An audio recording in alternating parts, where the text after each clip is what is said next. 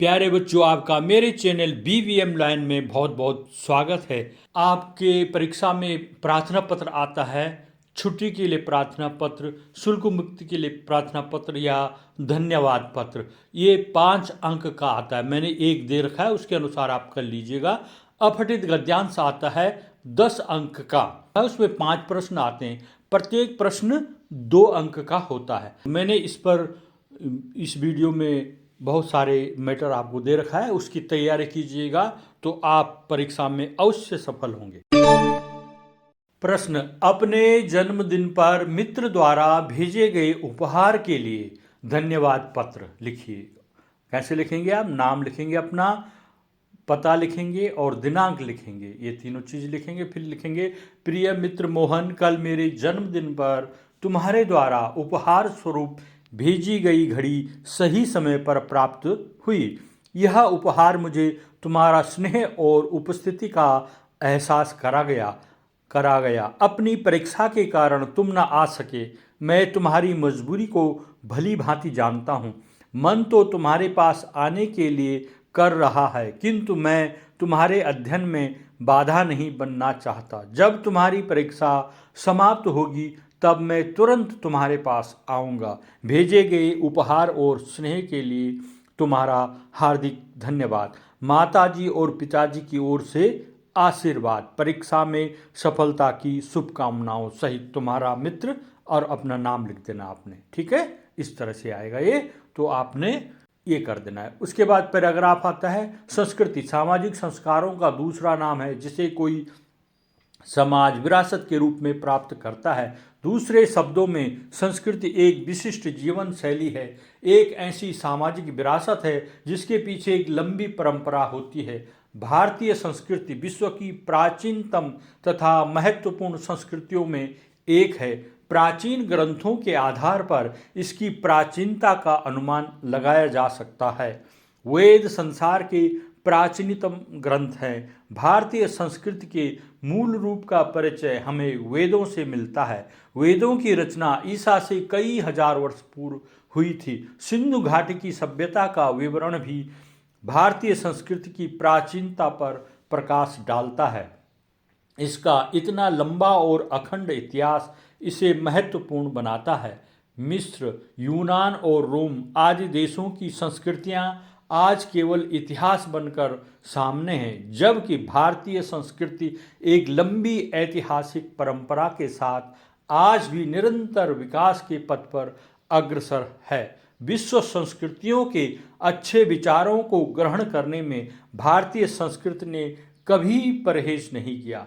अनेकता में एकता ही भारतीय संस्कृति की विशिष्टता रही है। कवि गुरु रविंद्रनाथ ठाकुर ने भारत को इसीलिए महामानवता का सागर कहा है। संस्कृति से आप क्या समझते हैं, स्पष्ट कीजिए। किसी समाज को विरासत के रूप में प्राप्त सामाजिक संस्कार ही संस्कृति है। दूसरे शब्दों में हम यह भी कह सकते हैं कि सामाजिक विरासत के रूप में प्राप्त जीवन की वह विशिष्ट जीवन शैली संस्कृति कहलाती है, जिसके पीछे एक लंबी परंपरा होती है। दूसरा, भारतीय संस्कृति की प्राचीनता जानने के क्या आधार हैं? वेद आदि संसार के प्राचीनतम ग्रंथ और सिंधु घाटी की सभ्यता का विवरण भारतीय संस्कृति की प्राचीनता को जानने के आधार हैं।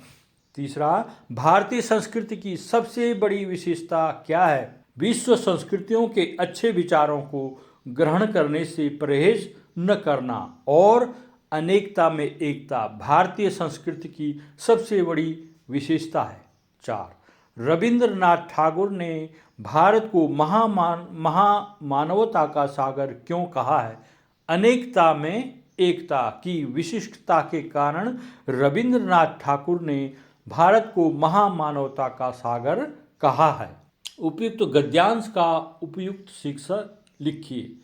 उपयुक्त गद्यांश का शीर्षक है भारतीय संस्कृति अथवा भारतीय संस्कृति की विशेषता। व्याकरण में आएगा, वाक्य आ सकते हैं साधारण सरल वाक्य। किसे कहते हैं? जिस वाक्य में एक उद्देश्य और एक ही विधेय होता है उसे साधारण या सरल वाक्य कहते हैं। इसमें एक ही मुख्य क्रिया होती है। सरल वाक्य में एक कर्ता और एक क्रिया के अतिरिक्त कर्म, पूरक, क्रिया विशेषण, संप्रदान, अधिकरण, करण, अपादान घटक भी हो सकते हैं। जैसे माता जी ने शीला को एक साड़ी दी, शीला आपको अपना बड़ा भाई मानती है।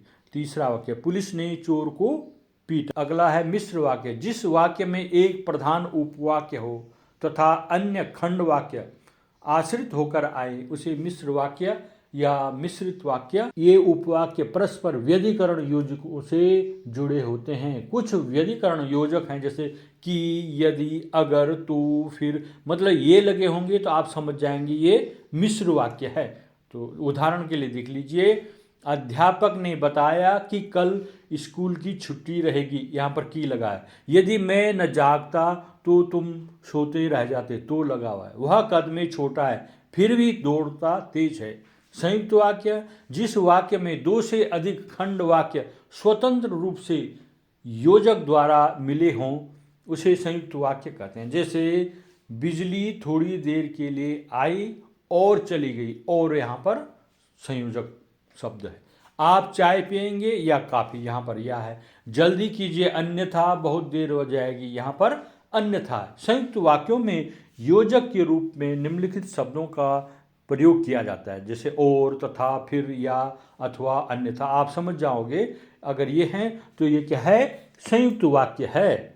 वाक्य रचनांतरण, किसी बात को अनेक ढंग से व्यक्त किया जा सकता है, इसलिए एक प्रकार के वाक्य को दूसरे प्रकार के वाक्य के रूप में बदला जा सकता है। रचनांतरण से वाक्य के अर्थ में परिवर्तन न हो, इस ओर ध्यान देना आवश्यक है। जैसे सरल वाक्य से संयुक्त वाक्य बनाना, उसने घर आकर भोजन किया, ये सरल वाक्य है।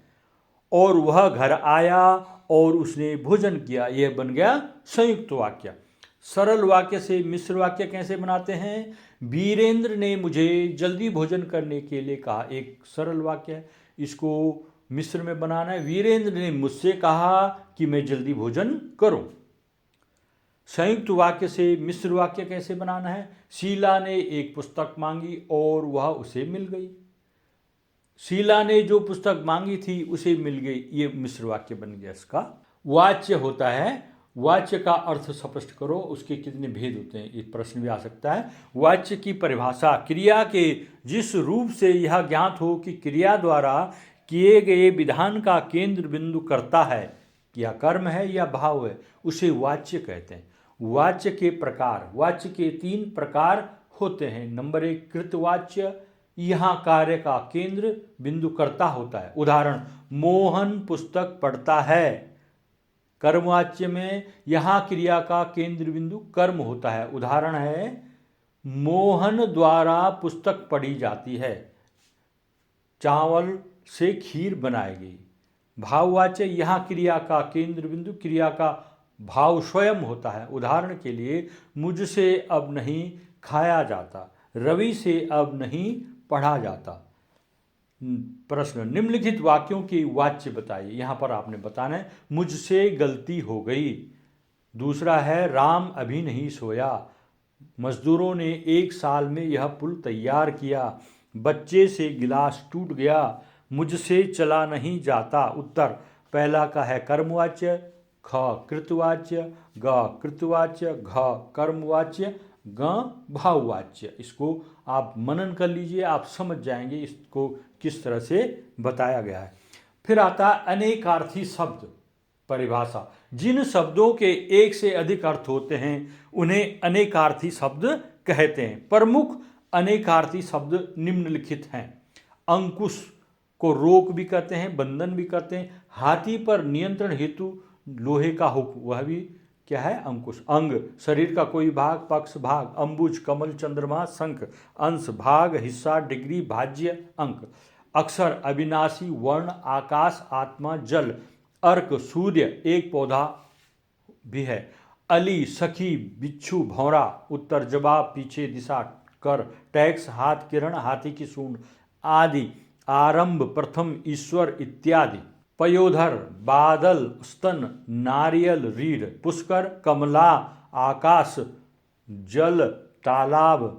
फल लाभ भाले की नोक, परिणाम बेला समुद्र का किनारा, एक फूल मंगल शुभ सौभाग्य, एक ग्रह एक दिन वीर, मत विचार धारणा वोट सिद्धांत संप्रदाय, मधु शहद, चैत्र मास पराग शराब, वसंत ऋतु मीठा, सुरभि कामधेनु सुगंध, वसंत हंस एक पक्षी, सूर्य आत्मा, हरि विष्णु इंद्र घोड़ा, सूर्य तोता, हर महादेव आग आजक, हरित घास प्रसन्न प्रफुल्लित, हरा रंग, हार पराजय, पुष्पमाला गले का आभूषण। इस तरह से ये प्रश्न आएंगे तो आप इनको हल कर सकते हैं। संधि और संधि विच्छेद भी आते हैं, उसमें पद हैं संधि विच्छेद। देखिए साधवे साधोधन ए, वैष्णवे विष्णवे विष्णोधन ए, नायकः नेधन अक, सायकः सेधन अक, दायकः देधन अक, नायिका नेधन इका, पावकः पौधन अकः, पावनः पौधन अन, भावकः भोधन उकः, हरेव हरे धन अव, केपि के धन अपि। इस तरह से ये संधि से संधि विच्छेद और संधि विच्छेद से संधि में आप इनको याद करके आपके काम आएंगे। संस्कृत में अनुवाद कीजिए। राम ने अपने मित्र को देखा। अनुवाद, रामः स्वमित्रम अपश्यत। बालिकाएं कल कहाँ गई थी? बालिकाः श्वः कुत्र अगच्छन्। हम दोनों वहाँ क्या करेंगे? आवाम तत्र किम करिष्यावः। शिवाजी वीर पुरुष थे। शिवाजी वीर पुरुषः आसीत्। कानपुर गंगा के तट पर स्थित है। कर्णपुरः गंगाया कूले। छात्रों में राजेंद्र श्रेष्ठ है। छात्रेषु राजेंद्रः श्रेष्ठम अस्ति। वृक्ष से फल गिरा। वृक्षात् फलम अपतत। तुम दोनों अपने घर जाओ। युवाम स्वगृहम गच्छतम। पेड़ से पत्ते गिरते हैं। वृक्षात् पत्राणि पतन्ति। सदाचार से आयु बढ़ती है। सदाचारेण आयु वर्धति। देशस्य भक्तान देशभक्तान। माता च पिता च मातपितरोः। नीलकंठः नीलः कंठः यस्य सः। पीतम अंबरम पीतांबरम। शरणम आगतस्य शरणागतस्य। मधुरवचनम मधुरम वचनम। पीतांबरः पीतानि अंबराणि यस्य सः। सचित्रम चित्रे सहितम। विधिम अनतिक्रम्य यथा विधि। चक्रपाणिः चक्रम पाणौ यस्य सः। शरणम आगतः शरणागतः। नीलकमलानि नीलानि कमलानि। विनयशीलः विनयेशीलः यस्य सः। शास्त्र पारंगतः शास्त्रेषु पारंगतः। प्रश्न, कवि बादल से फुहार रिमझिम या बरसने के स्थान पर गरजने के लिए क्यों कहता है? उत्तर, बादल की गर्जन में विध्वंस विप्लव और क्रांति की चेतना परिलक्षित होती है। कवि ने इसीलिए बादल के गर्जन को बिंब के रूप में चयनित किया है। प्रश्न, स्मृति को पाथेय बनाने से कवि का क्या आशय है? कवि जीवन रूपी सफर में स्वयं को अत्यधिक थका हुआ अनुभव करता है, इसलिए उसके पास स्मृतियों का ही ऐसा संबल है जिसके माध्यम से वह जीवन में आगे का रास्ता तय करेगा।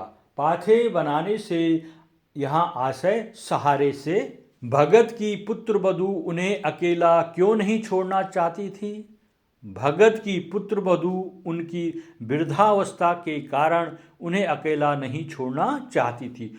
उसका तर्क था, वृद्धावस्था में कौन भगत जी के लिए भोजन बनाएगा, बीमार पड़े तो कौन पानी देगा।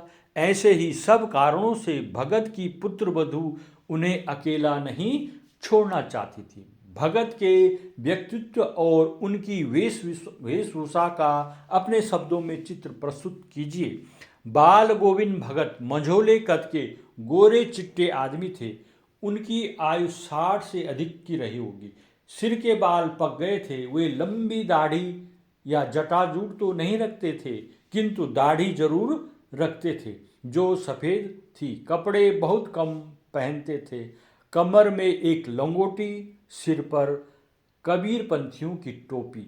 सर्दियों में ऊपर से एक काला कंबल ओढ़ लेते थे। मस्तक पर रामानंदी टीका लगाते थे और गले में तुलसी की जड़ों की एक माला पहनते थे।